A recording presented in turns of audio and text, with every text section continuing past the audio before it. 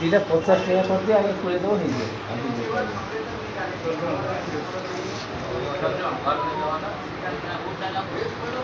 আজ্ঞা ସାର୍ ରାଗିବୁନି ମୁଁ ଗୋଟେ ଭଲର କଥା ପଚାରୁଛି ଆପଣ ଦାୟିତ୍ୱ କ'ଣ ଯଦି ଆପଣ ଏଇଟା କ'ଣ ଜାଣିନି ଏଠି 3 ଜଣ ଷ୍ଟାଫ୍ ଆଉ ଏଠି କାହିଁକି ଏଠି କଥା ହଉଛି ଆମେ 2 ଜଣ କରୁଛୁ ସେଥିରେ ତିନି ଷ୍ଟାଫ୍ କଥା ହଉନି ଆପଣଙ୍କର ଏଟା ହେଉଛି ଜନସେବା କେନ୍ଦ୍ର ଜନସେବା କେନ୍ଦ୍ର ନା ଏଇଟା କ'ଣ କହୁନୁ পোস্টাল বা এটা ହଁ ପୋଷ୍ଟାଲ ଦାୟିତ୍ୱ କ'ଣ ଅଛି ଯେଉଁ ଜିନିଷଟା ହେଲା ଅଙ୍କେଇ ସାହୁ ଘରେ ପହଞ୍ଚେଇବ 50 টাকা পাইলনি নন মতে 50 টাকাটা দেবো না ହଁ ଦେଇଦେଲେ ଫେରେ ଏଠି ସର୍ଟ ଶୁଣ ଯେଉଁ ଜିନିଷଟା ଆଇଲା ଏଠି 2ଟା 50 ଟଙ୍କା ଅଛି ନା କ'ଣ ମୋ କଥା କହେ ଏଇ ପାନ୍ କାର୍ଡ଼ରେ ମୁଁ ବୁଝୁଛି ଏଇଟା ଜିନିଷଟା ମୋ ଫୋନ୍ କରିଥିଲ ନମ୍ବର ଦିଆଯାଇଥିଲା ଫୋନ୍ କରିଥିଲ ପାନ୍ କାର୍ଡ କାଲି ଆସିଛି ସେ ପାନ୍ କାର୍ଡ ଆସିଛି କାଲି ଫୋନ୍ ଯାଇନି ସେଟା ମୁଁ ବୁଝିପାରୁନି କାହାରି ଫୋନ୍ ଯାଇନି। ନା ମୁଁ ସେଟା ବୁଝୁନି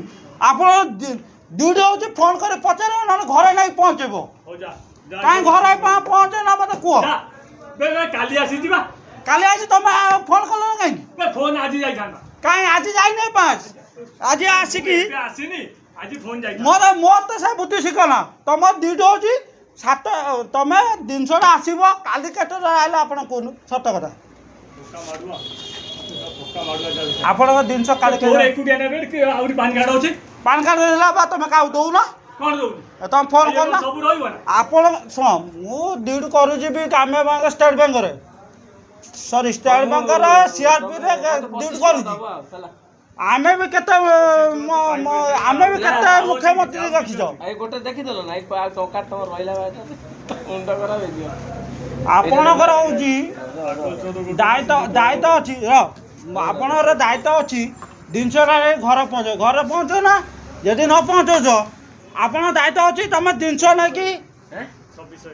ଦେଖିପାରୁଛ ଏଇଟା ହେଉଛି ଜନସେବା କେନ୍ଦ୍ର ନା ଆମର ଇଏ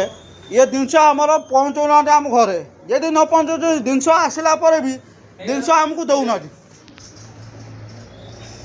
ମୋର 4 ମାସ ହେଲା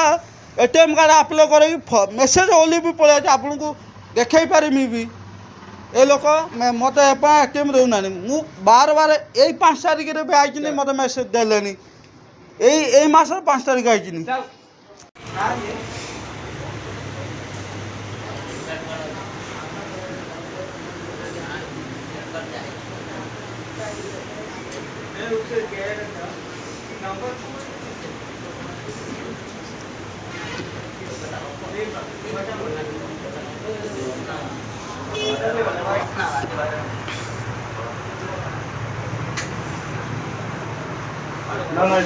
କାଇଁ ନାଇଁ କୁଆଡ଼େ ଗଲା